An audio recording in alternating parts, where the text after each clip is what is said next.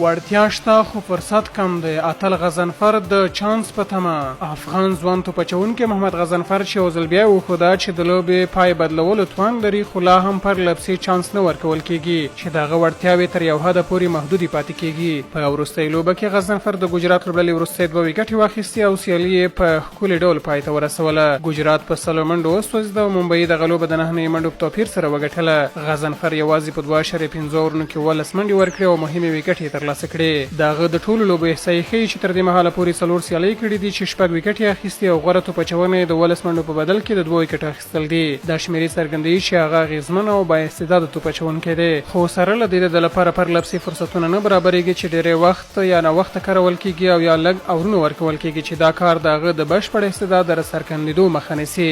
د کرکټ شنونکي باور لري چې که غضنفر ته منظم چانس ورکړل شي نو کولی شي د لوبډلې لپاره لا ډېرې بریاوې راوړي. او اوس پوښتنه دا ده چې آیا لوبډله به د دغه ځوان افغان استعداد ارزښت درکړي او که نه؟ په کمنټ کې راسره شریک کړئ.